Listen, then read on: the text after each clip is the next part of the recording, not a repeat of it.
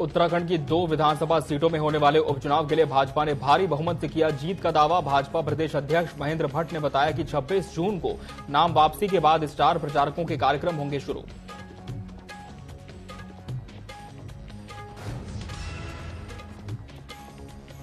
प्रधानमंत्री ने आपातकाल को लेकर कांग्रेस पर साधा निशाना। कहा 25 जून को भारत के लोकतंत्र पर लगे कलंक के 50 वर्ष पूरे। कांग्रेस प्रवक्ता आशीष नौटियाल का कटाक्ष। नरेंद्र मोदी जिसका झूठ जनता जानती है।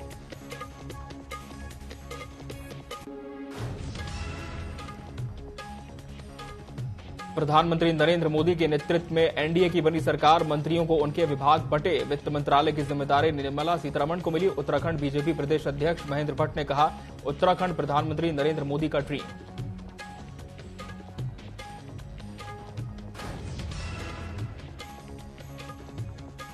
देहरादून में एनजीटी के आदेश पर मलिन बस्तियों में अतिक्रमण कार्रवाई शुरू। अवैध रूप से बस्तियों का विस्तार कर सैकड़ों नए भवन पर संयुक्त कार्रवाई।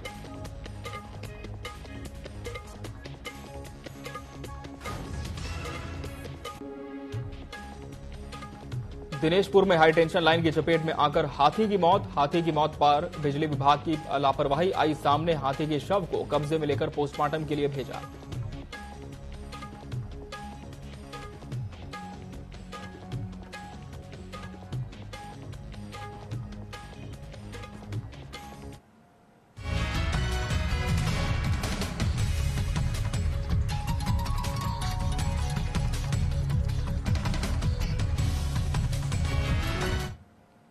नमस्कार, बहुत स्वागत है आपका न्यूज अपडेट में। मैं हूं आपके साथ अमित शर्मा। देहरादून प्रशासन हरित देहरादून पहल के अंतर्गत वृक्षारोपण कार्यक्रम का शुभारंभ करने जा रहा है। जिलाधिकारी सोनिका ने बताया अभी तक लगभग 4000 लोगों के पेड़ लगाने के लिए कॉल्स प्राप्त हुए हैं। हरित देहरादून पहल कार्यक्रम के अंतर्गत विकासनगर, सेलाकोई सहित बिस्ट गांव में 120 पौधे लगाए गए हैं। पौधे लगाने के बाद वहां के निवासियों को पेड़ का संरक्षण करने के लिए शपथ भी दिलाई जा रही है। डीएम ने कहा हम सब लोग संकल्प लें कि पेड़ लगाएंगे और उसकी देखभाल करेंगे। हमारे पास अभी करीबन 4000 प्लस पेड़ लगाने के लिए रिक्वेस्ट आई है और मोर और लेस ही ज्यादातर जो रोड साइड्स हैं उसमें वो है और कुछ प्राइवेट एरियाज भी हैं। और जहां भी हम लोगों ने करीबन 100 प्लस के करीब हमने पेड़ लगा दिए हैं। और जहां भी हम लगा रहे हैं वहां पे हम लोग जो एप्लीकेंट है जिसने ये डिमांड रेज की है उनसे ओथ भी लेते हैं कि वो उस पेड़ को प्रोटेक्ट करेंगे और उसको फलने फूलने में उसको पूरी तरह से सपोर्ट करेंगे। पीएम मोदी ने आपातकाल को लेकर कांग्रेस पर हमला बोला। वहीं कांग्रेस प्रवक्ता आशीष नौटियाल ने पलटवार करते हुए कहा कि नरेंद्र मोदी जिसका जनता झूठ जानती है। अगर आज आप गूगल सर्च करें सबसे झूठा प्रधानमंत्री कौन, तो नरेंद्र मोदी जी का नाम टॉप पर आता है। आज की डेट में अघोषित आपातकाल देश के अंदर जारी है, जिसके अंदर न रोजगार है, न स्वास्थ्य, शिक्षा और लॉ एंड ऑर्डर खत्म हो चुका है। देश को गुमराह करने का काम मोदी जी करते हैं, हम नहीं। मोदी जी का झूठ जनता पहचानती है। अगर आज आप गूगल में भी सर्च करें सबसे झूठा प्रधानमंत्री विश्व का कौन है तो नरेंद्र मोदी है। तो नरेंद्र मोदी जी तो झूठ बोलते रहते हैं, उनका कुछ भी क्या जाता है बोलने में।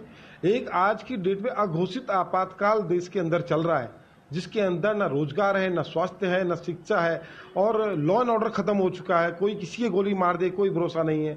महिला सुरक्षा के नाम पर आप देख लीजिए क्या हो रहा है। भाजपा के नेता महिलाओं के साथ किस तरह का उत्पीड़न कर रहे हैं। तो ये लोग सिर्फ झूठ बोलने का काम करते हैं और देश को नीचे ले जाने का काम कर रहे हैं, बढ़ाने का काम नहीं कर रहे हैं। मोदी जी तो झूठ बोलते हैं। मोदी जी ने कहा था मैं काला धन लेके आऊंगा 100 दिन के अंदर। क्या काला धन देश के अंदर आ गया? मोदी जी ने कहा था 100 स्मार्ट सिटी बनेगी। आप बताएं ये सड़कों में लाल रंग के बोर्ड जो लगा रहे हैं इससे क्या स्मार्ट सिटी बनती है? मोदी जी का झूठ जनता। उत्तराखंड की 2 विधानसभा सीटों में आपको बता दें होने वाले उपचुनाव के लिए भाजपा ने भारी बहुमत से जीत का दावा किया है। भाजपा प्रदेश अध्यक्ष महेंद्र भट्ट ने बताया कि बद्रीनाथ और मंगलौर उपचुनाव में 26 जून को नाम वापसी के बाद पार्टी के स्टार प्रचारकों के कार्यक्रम दोनों क्षेत्रों में शुरू हो जाएंगे। उन्होंने आगे बताया कि बद्रीनाथ सीट पर कैबिनेट मंत्री डॉक्टर धन सिंह रावत, भरत सिंह रावत और अन्य विधायकों के साथ प्रचार की कमान संभाले हुए हैं। इसके अलावा मुख्यमंत्री, प्रदेश प्रभारी और केंद्र से आने वाले प्रचारकों के कार्यक्रमों को लोकसभा प्रभारी अंतिम रूप दे रहे हैं। 26 तारीख तक नाम वापसी के बाद स्थिति क्लियर हो जाएगी और हमारे स्टाफ प्रचार कार्यक्रम ने लगा दिया है। हमारे सौरभ भोगना मंत्री जी का कार्यक्रम 3, 4, 5 को हमने बद्रीनाथ विधानसभा में लगाया है। हमारे निशंक जी हैं, अपने त्रिवेंद्र जी हैं, इन सब के कार्यक्रम रचना जो हमारे लोकसभा के जो हमारे प्रभारी हैं वो तैयार कर रहे हैं। 1-2 दिन का सारे कार्यक्रम आप सब तक पहुंचेंगे। 26 तारीख तक नाम वापसी के बाद स्थिति क्लियर हो जाएगी। दिल्ली में आज भाजपा की बड़ी बैठक होने जा रही है। बैठक में उपचुनाव और निकाय चुनाव के साथ ही सांगठनिक कार्यक्रमों की रणनीति पर चर्चा की जाएगी। केंद्रीय राज्य मंत्री अजय टम्टा के नई दिल्ली स्थित आवास पर यह बैठक बुलाई गई है। बीजेपी प्रदेश प्रवक्ता हनी पाठक ने बताया कि दिल्ली में पार्टी के राष्ट्रीय महामंत्री संगठन बीएल संतोष की उपस्थिति में सीएम धामी, प्रदेश प्रभारी दुष्यंत गौतम, सह प्रभारी रेखा वर्मा, प्रदेश अध्यक्ष महेंद्र भट्ट समेत पार्टी के सभी सांसद मौजूद होंगे। बैठक में कैबिनेट विस्तार और दायित्वधारी बनाए जाने के विषय पर भी चर्चा हो सकती है।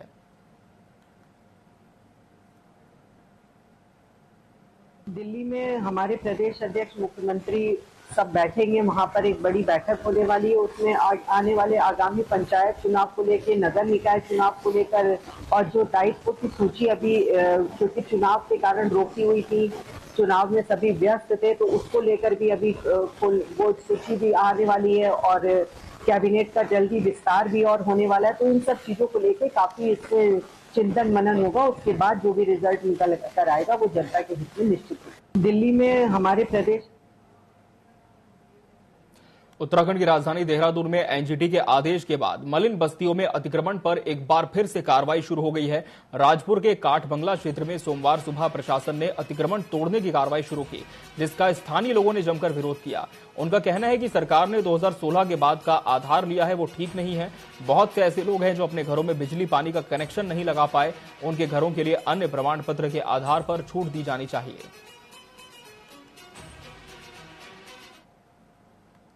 2012 से सर। राशन कार्ड है आपके पास? जी। कब का है? हो गया 2012 का है हमारा। कितने समय से रह रहे हो? बहुत साल से हो गए, पता ही नहीं कितने साल से हो गए। हम तो बहुत पहले से आ रखे, यहाँ कोई भी नहीं रहता था। जी। तब भी घर तोड़ने का नोटिस दिया? हाँ, तब भी आ गया नोटिस। कौन सा वाला घर है इनमें से आपका? हमारा सबसे लास्ट में है, जहाँ नदीम रखा सामान। अच्छा, और पहचान पत्र है? जी। वो भी 2012 का है? हाँ। 2000 जो जियो लागू हुआ था 11 मार्च सन 2016 के लिए हुआ था, लेकिन यहाँ पर जो अतिक्रमण को तोड़ा गया है बिना किसी वजह से, वो सन 2014 वाले भी तोड़े गए हैं, 13 वाले भी तोड़े गए हैं। और मेरे साथ ये खड़े हैं, इनके 14 के हैं, 12 के हैं। कुछ लोगों को तो ऐसी कि मतलब जबरदस्ती तोड़ते चले जा रहे हैं और अधिकारी ऐसा रखे कि बिल्कुल किसी की नहीं सुन रहे। हम कह रहे हैं हमारा लिस्ट में नाम है, आप हमें बताइए, हम चिन्हित करके खुद आपके साथ कोऑपरेट करेंगे, उसे तोड़वाएंगे जो गलत है। लेकिन इन्होंने सही को सही और गलत को गलत करके एक दौरे से सबको तोड़ते चले जा रहे हैं, किसी की नहीं सुन रहे। पुलिस प्रशासन से बात कर रहे हैं आप हमारे सपोर्ट करो, वो भी सपोर्ट नहीं कर रहे। टिहरी जनपद में जिलाधिकारी मयूर दीक्षित की अध्यक्षता में जनता दरबार लगाकर जनता की समस्याएं सुनी गई। इस दौरान लगभग 25 समस्याएं दर्ज की गई, जिसे लेकर अधिकारियों ने निस्तारण के निर्देश दिए। उन्होंने मामले में लापरवाही को लेकर सख्त कार्रवाई की बात कही है। नगर निकाय से रिलेटेड अधिकारी हो या फिर सड़क से रिलेटेड डिपार्टमेंट हो, बिजली के हो, सभी को तैयारी पूर्ण करने के लिए बार बार हमने मीटिंग भी करी है। आज भी उनको सभी को बता दिया गया है। साथ ही जो भी सभी अधिकारी हो या कर्मचारी हो, जिसकी जो जिम्मेदारी हो, वो अपना फोन 100% ऑन रखेंगे और जो भी शिकायत करता होगा उसका तत्काल निस्तारण करेंगे। अगर किसी भी व्यक्ति की वजह से कोई भी आपदा की सिचुएशन क्रिएट होती है या फिर सही टाइम पर रिस्पॉन्स नहीं होता है तो आपदा अधिनियम के अंतर्गत सख्त कार्रवाई भी की जाएगी, सभी को बता दिया गया है। उधम सिंह नगर के दिनेशपुर में हाई टेंशन लाइन की चपेट में आकर एक हाथी की मौत हो गई। हल्द्वानी रेंज के टांडा रेंज क्षेत्र में जयनगर नंबर 3 से जंगल के बाहर आकर नर हाथी खेत में चारा खा रहा था। तभी खेत के ऊपर से गुजर रही 11,000 किलोवाट की हाई टेंशन लाइन की चपेट में नर हाथी आ गया, जिससे उसकी मौत हो गई। घटना के बाद वन विभाग के एसडीओ मयंक मेहता और रूपनारायण गौतम टांडा रेंज के रेंजर अपने दलबल के साथ मौके पर पहुंचे और हाथी के शव को कब्जे में लेकर पोस्टमार्टम के लिए भेजा है। घूमने आते कई बार हम जंगलों में पैसे गए थे, लेकिन हम ये फैंसी कराओ कुछ करवाते नहीं। फिर आके हम लोगों ने अपने पैसा लगा के फैंसी की है। तो यहाँ से फैंसी को तोड़ के तो हाथी अंदर आ गया। अंदर ये तार नीचे थी, यहाँ से करंट में लग के मर गया। ये तार नीचे कभी आप लोग शिकायत किया? बिजली मतलब दिया है, इसका लिखित रूप भी दे रखा है, मानते नहीं है। डिमांड करते हैं पैसा दो तो करेंगे, भैया नहीं करेंगे। और ये खेतों में आया हुआ है और प्राइमरीली देखते हुए तो लगता है क्योंकि तारे यहाँ पे बहुत नीचे हैं, तो प्राइमरीली ये केस एक इलेक्ट्रिसिटी का लगता है। हमने अपने संबंधित जो हमारे फॉरेस्ट वेटनरी ऑफिशियल्स हैं, वेटनरी डॉक्टर्स हैं, उनको बुला लिए गए यहाँ पे, और जो फाइनल रिपोर्ट है कि इसकी एक्चुअल कॉज क्या है डेथ का, तो फाइनल रिपोर्ट पोस्टमार्टम के बाद ही दे पाएंगे। यहाँ पे सोलर फेंसिंग लगी हुई थी, जिसको तोड़ते हुए बढ़ते आगे हरिद्वार की बात करेंगे, जहां गंगा घाट पर संस्कार संस्कृति साहित्य की ओर से कवि सम्मेलन आयोजित किया गया, जिसमें कवियों ने बढ़ चढ़कर हिस्सा लिया। ऐसे में महामंडलेश्वर स्वामी सोमेश्वरानंद गिरी जी महाराज ने बताया कि आज संस्कार संस्कृति साहित्य की कमी यानी बुद्धिमत्ता की कमी हो गई है। स्वामी जी ने कहा, एक संकल्प लेना होगा, मैं बदलूंगा, युग बदलेगा। इस मौके पर कवि एलेश अवस्थी ने कविता के माध्यम से बताया कि आज के माँ बाप बच्चों को बताते हैं कि स्पाइडरमैन और सुपरमैन हीरो हैं, लेकिन युगों युगों से हमारे सुपर हीरो हनुमान जी हैं।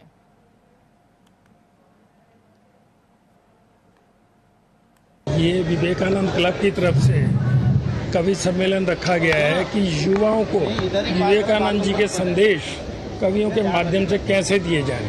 आज युवा पीढ़ी पथभ्रमित है, युवा पीढ़ी भटक गई है, उनमें संस्कारों में कमी आई है। जब से ये वर्चुअल लाइफ आई है, मोबाइल लाइफ आई है, तो संस्कारों में बहुत कुछ अच्छाई भी हुई है, लेकिन कुछ कमियां भी आई है। सनातन संस्कृति में बढ़ती हुई अव्यवस्थाएं, संस्कारहीनता और मर्यादा का खुला उल्लंघन को वास्तव में रोकना है, तो सनातन संस्कृति पर आधारित कवि सम्मेलनों का आयोजन बहुत जरूरी है।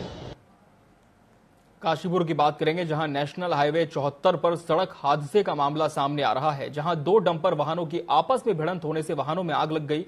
हादसे में डंपर चालक की जलकर मौत हो गई। हादसे की सूचना मिलते ही पुलिस और फायर ब्रिगेड की गाड़ी मौके पर पहुंची और आग पर काबू पाया।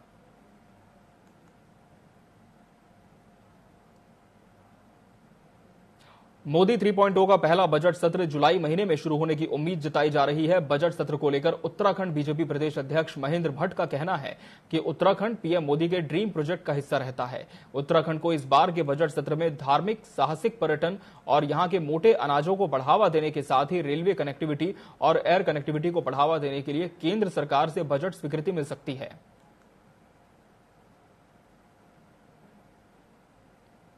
उत्तराखंड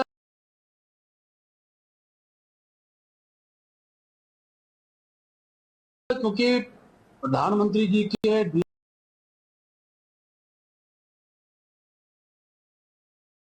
प्रोजेक्ट का हिस्सा रहता है, और मैं कह सकता हूं कि इस बार के बजट में उत्तराखंड का जो धार्मिक पर्यटन है, साहसिक पर्यटन है और भी अनेकों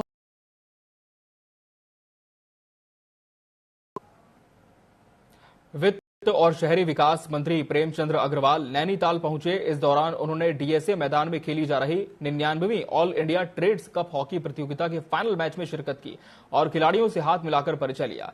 साथ ही उन्होंने कांग्रेस पर हमला बोलते हुए कहा, कांग्रेस अपने अंदरूनी अंतर्कलह का शिकार है, जिसके चलते अभी तक कांग्रेस अपनी प्रदेश कार्यकारिणी घोषित नहीं कर पाई है।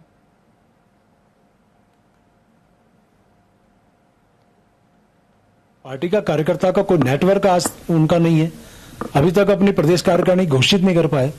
इससे पहले गोदियाल जी वो अपनी कार्यकारिणी घोषित नहीं कर पाए। तो इसका मतलब क्या है, जनता के लिए हम काम कर रहे हैं। भारतीय जनता पार्टी को इसलिए तो लोग पसंद कर रहे हैं, ऊपर मोदी जी हैं, यहाँ हमारे धामी जी हैं, और उसके बाद ये आपस में इस प्रकार का जो इनका द्वंद्व है, तो मैं कह सकता हूं कि भारतीय जनता पार्टी के लिए ये बहुत बड़ी उत्तराखंड एक भूमि बन चुकी है। और भारतीय जनता पार्टी का एक एक कार्यकर्ता, देखिए ना, अब यहाँ भी छोटी छोटी समस्या के लिए कार्यकर्ता किस प्रकार से अपनी बात रख रहा है। यही हमारी आदत है, यही हमारा स्वभाव है, इसलिए जनता हमें पसंद करती है। उत्तराखंड के मुख्यमंत्री पुष्कर सिंह धामी को यूं ही धाकड़ धामी नहीं कहा जाता। धाकड़ फैसलों की वजह से उत्तराखंड के मुख्यमंत्री की छवि धाकड़ मुखिया के रूप में उभर कर आई है और इन दिनों धाकड़ धामी का खनन माफियाओं पर हंटर खूब प्रदेश में चर्चा का विषय बना हुआ है। क्या है पूरा मामला, देखिए हमारी इस खास रिपोर्ट में।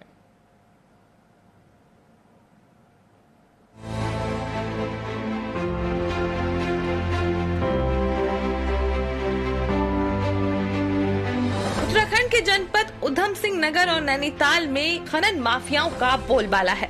उजाला हो या फिर रात का अंधेरा, खनन माफिया अपने अवैध कारोबार को अंजाम देने से नहीं चूकते हैं और हर बार सियासत में अवैध उत्खनन का मुद्दा खूब भुनाया जाता है और सरकार बनती है, बिगड़ती है, लेकिन अवैध उत्खनन का कारोबार टस से मस नहीं होता। लेकिन उत्तराखंड की कमान मुखिया पुष्कर सिंह धामी के हाथों में आते ही खनन माफियाओं के खिलाफ विभागीय हंटर खूब चलता हुआ दिखाई दे रहा है और इन्हीं हंटरों में से एक हंटर वन विभाग की टीम लगातार खनन माफियाओं पर चला रही है। तराई पश्चिम डिवीजन के डीएफओ प्रकाश चंद्र आर्य ने अवैध उत्खनन की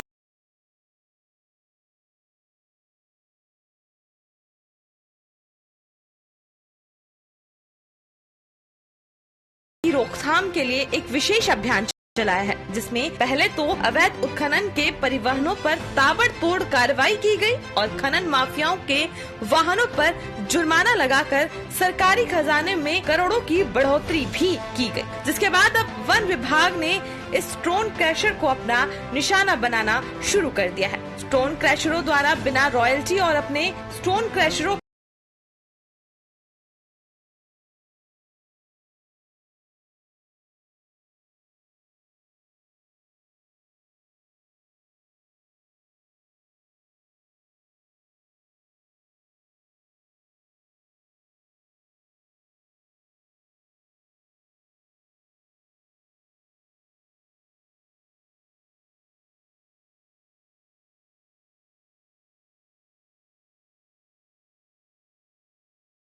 पर अवैध रूप से खूब खनिज का स्टॉक कर रहे और उधम सिंह नगर के माफियाओं द्वारा नेताओं के दरवाजे भी खटखटाने लगे हैं। लगातार कार्रवाई आज भी चल रही है। आज भी एक अमर स्टोन पे अब तक कार्रवाई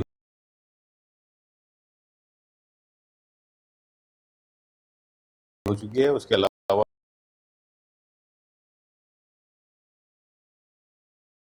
अभी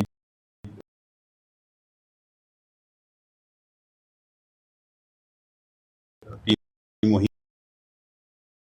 पर है तो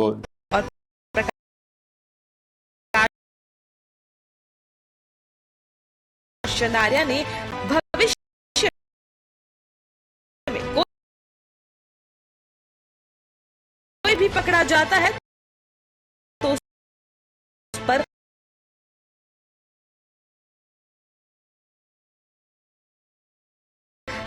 चलेंगे।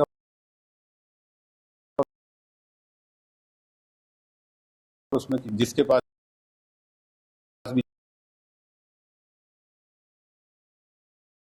जितना के हिसाब से क्या अवैध खनन पर पूरी तरीके से रोक लगाने में धाकड़ अधिकारी सफल होते हैं या फिर नहीं, या फिर इस बार फिर सियासत में अवैध उत्खनन का मुद्दा फिर से गरमाता है।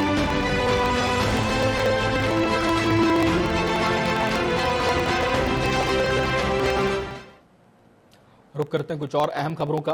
देवभूमि उत्तराखंड में चार धाम यात्रा अपने चरम पर चल रही है, जिसे लेकर स्वास्थ्य विभाग लगातार सभी जनपदों में यात्रियों के स्वास्थ्य की स्क्रीनिंग कर रहा है। इसे लेकर DG health doctor Vinita Shah ने कहा कि अभी तक सभी जनपदों में कुल मिलाकर 5 लाख से भी ज्यादा यात्रियों की स्क्रीनिंग हो चुकी है, जिनमें 1 लाख से ज्यादा यात्रियों के स्वास्थ्य में परेशानी पाई गई है,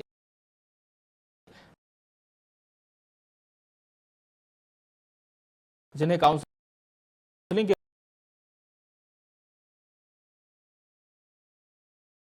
के बाद शपथ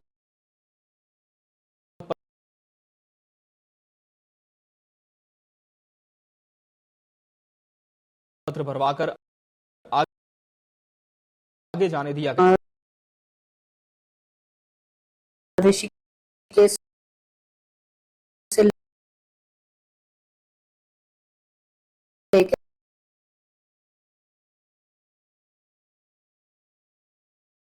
सभी पत्र भराने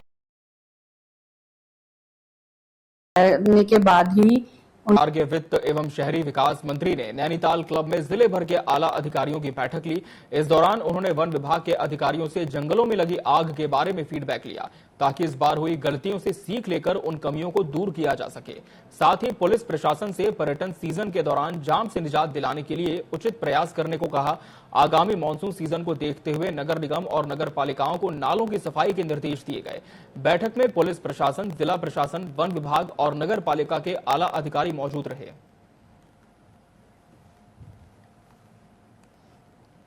अभी तक हमने वनाग्नि की जो समस्या हमारे सामने थी उससे बहुत हमें परेशानी हुई और आपने देखा कि जैसे यहाँ के DFO ने बताया 150 घटनाएं वहाँ की हुई।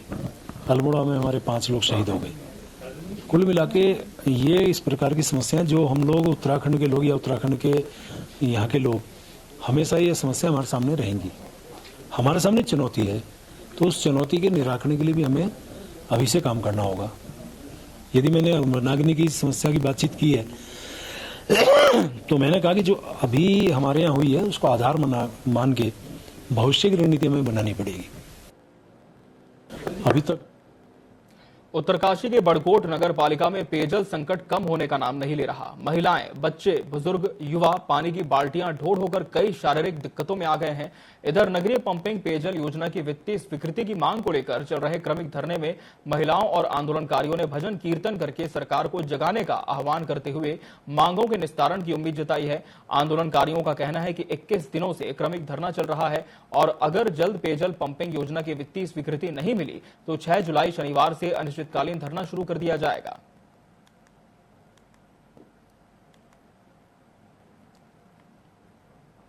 पंपिंग योजना हमारी जो है, जो मांग है और हम सब लोग धरने पर बैठे हैं कई दिनों से, उसमें ये जन जन की मांग है। इससे ऐसा नहीं है कि ये बीजेपी की है और कांग्रेस की नहीं है, कांग्रेस की है और बीजेपी की नहीं है। सबको पानी पीना है, बड़कोट में पानी सबको जरूरत है और ये पंपिंग योजना सभी के लिए है, वो चाहे किसी भी दल का हो, कोई भी व्यक्ति हो। इसमें भी इनको राजनीति सूझ रही है भाई। अरे इसमें राजनीति क्या है? तो जन भावनाओं को देखते हुए जो हमारी माताएं बहनें हैं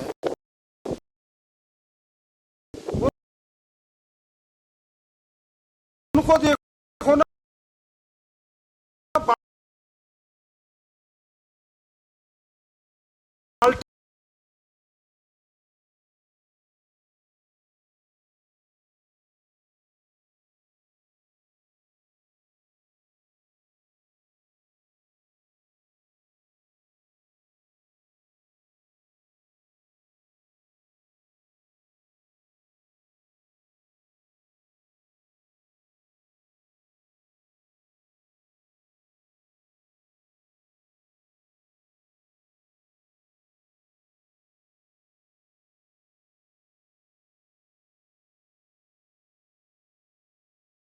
पानी की सार सार के वो, क्योंकि बड़कोट में 3 महीने से जो है पेयजल की बहुत समस्या है।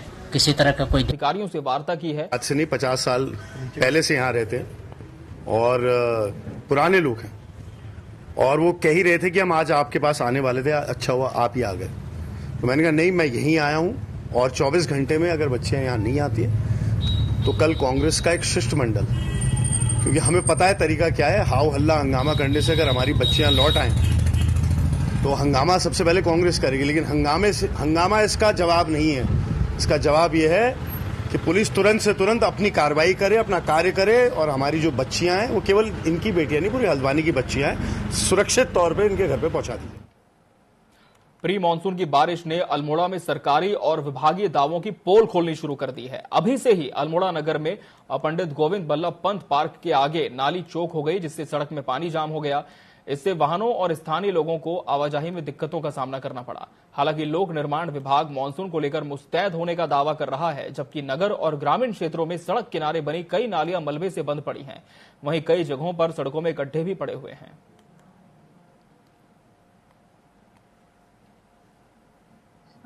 जैसा कि शासन के निर्देश हैं, हम लोग के द्वारा इसके पर सफाई और नालियों की सफाई का कार्य किया जा रहा है।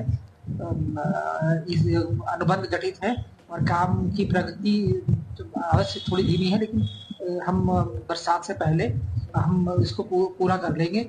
पैच रिपेयर का भी काम चल रहा है और जेसीबी मशीनें भी हायर कर ली गई हैं, उनका भी मोबिलाइज्ड है। चूंकि इस बीच बारिश और तूफान आया था, रोडें भी खुली हुई हैं, अभी कोई ऐसी दिक्कत। मंगलौर उपचुनाव को लेकर सियासत गर्मा गई है। लगातार पार्टियों में आरोप प्रत्यारोप का दौर जारी है। कांग्रेस प्रत्याशी के लिव इन रिलेशनशिप वाले बयान को लेकर बीजेपी ने पलटवार करते हुए कहा कि कांग्रेस तो चाहेगी कि वो यहां आए ना, लेकिन इसका जवाब जनता देगी। वहीं अब देखने वाली बात यह होगी कि इस जुबानी जंग से किसको कितना फर्क पड़ेगा। सब अपनी अपनी ताकत लगाएंगे, हम भी अपनी ताकत लगा रहे हैं और सभी चाक चौबंद व्यवस्था सबकी है। उनके नेता लोग आएंगे तो हमारे भी नेता आएंगे। कांग्रेस पार्टी पूरी तरह एकजुट होकर मजबूती के साथ मंगलौर उपचुनाव और बद्रीनाथ उपचुनाव लड़ेगी। नेताओं से मिलके ऐसे आदमी को टिकट दिला दिया, मेरा टिकट कटवा दिया और उसमें इसने क्या क्या ना किया होगा, और वो मेरा टिकट कटने से एक भाई हवलदार को टिकट मिला और उसको 1500 वोट मिला। तो ये सच बात ये है, दिल से तुम भी सोचना, उनसे बात करना। वो इसलिए घबराते हैं क्योंकि वो ही नहीं, कोई भी घबराएगा जब उसके मुकाबले का कैंडिडेट आएगा। अल्मोड़ा मेडिकल कॉलेज के आउटसोर्स कर्मचारियों ने मानदेय बढ़ाने, ग्रेच्युटी भुगतान समेत तमाम मांगों को लेकर सरकार के खिलाफ मोर्चा खोल दिया है। आउटसोर्स कर्मचारियों ने अल्मोड़ा मेडिकल कॉलेज से संबद्ध बेस अस्पताल में सांकेतिक धरना प्रदर्शन कर 2 घंटे का कार्य बहिष्कार किया। कर्मचारियों ने 28 जून तक मांग पूरी नहीं होने पर पूर्ण कार्य बहिष्कार की चेतावनी दी है। पहली चीज है कि हमारे मानदेय में बढ़ोतरी की जाए, दूसरा हमारे पदों को स्वीकृत किया जाए और जो हमारी जो हमको मानदेय दिया जाता है वो समय से दिया जाए। और जो TDS कंपनी द्वारा 500 रुपये के उसमें हमारा प्रतिमाह हर व्यक्ति वो कटौती की गई है ग्रेजुएटी की, उसका भुगतान किया जाए। और जो अभी इस कंपनी जो PCS कंपनी आई है उसके द्वारा जो इसकी कटौती की जा रही है ग्रेजुएटी की, तो कंपनी द्वारा हमको लिखित रूप में दिया जाए कि टेंडर पूर्ण होने के 50 इसका भुगतान किया जाएगा। फिर मांगे पूरी होती है तो हम इस धरने को यहीं पर समाप्त करेंगे, नहीं तो हम इसको अभी तो हम 2 घंटे का कर रहे हैं। पहली चीज है कि हमारे मानदेय। और न्यूज अपडेट में फिलहाल इतना ही। मुझे और मेरी पूरी टीम को दीजिए इजाजत। नमस्कार।